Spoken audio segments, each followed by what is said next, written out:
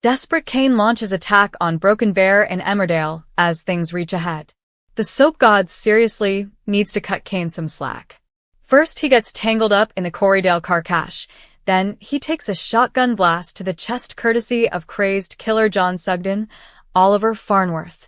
Next thing we know, he's rushed to hospital, where the doctors discover a worrying mass growing that turns out to be the early stages of prostate cancer. To cap it all, his wife Moira is facing charges for people trafficking and murder, thanks to being framed from beyond the grave by her ruthless ex-business partner, the late Celia Daniels, J. Griffiths. Now Moira is in prison for the murder of Celia, who was actually killed by her own son Ray Walters, Joe Absalom, and Anya, a forced laborer on Butler's farm who Celia had buried in Moira's blanket. The police put 2 and 2 together to make 5, just as evil Celia had intended. With the one person he can confide in behind bars, Cain has been feeling lost and struggling to come to terms with his diagnosis. He's desperate to exonerate Moira, but the police are having a hard time believing, understandably, that she had nothing to do with a modern slavery operation running right under her nose. Unfortunately, with Ray and Celia dead, there's nobody who can clear her name. Or at least there wasn't, until Bear Wolf turned up alive. The formidable ex-wrestler and Dale's legend had been reduced to a shadow of his former self after months of being groomed and coerced into a life of forced labor by Ray, the man he thought was his friend. Emmerdale viewers mourned the loss of Bear when Celia bragged to Ray that she murdered him, which was seemingly confirmed when Ray discovered an unresponsive Bear upstairs at Butler's.